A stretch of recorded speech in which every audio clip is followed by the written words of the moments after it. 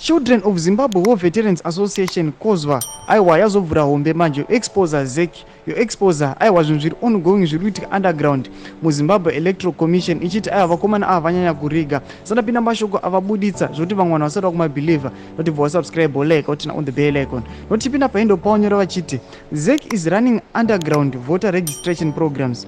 We know on various occasions they run such programs, but what is abnormal is that there is no official announcement or advertisement except on ZANU-PF platforms. This week they are in Chivi in Masvingo province. Saka vanobva posta mapictures. Saka vanhu vanouya vachipindura aiwa papost iyi yezvevoter registration noti vari kutora vachiti aiwa voter registration sei vada kuita izvi pasina kana any announcement. Saka mumwe achipindura achiti at ZEC Zim already cooking 2028 election results. Mumwe ndiyani mafungiro ake achiti goodness me, isn't it a public secret that voter registration is continuous and you can register any day?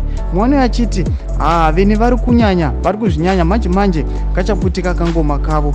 Mumwe ndiye anotaura achiti voter registration is a continuous process. It is advertised around election time. Problem is people wait to do it election time. Sando mashwa rubuda aiwa kuchivi aiwa mumasvingo province zvinzi aiwa kuitika voter registration iri ongoing izvezvi. Amechipotudze mafungiro enyu kuti munoti kudii pamusoro pechiitiko ichi chiri kunzi chiri kuitika underground chisiri kuzikanwa. Aiwa chipotudze mafungiro enyu pene comment section medu musangano subscribe kulike chinotina on the bell icon.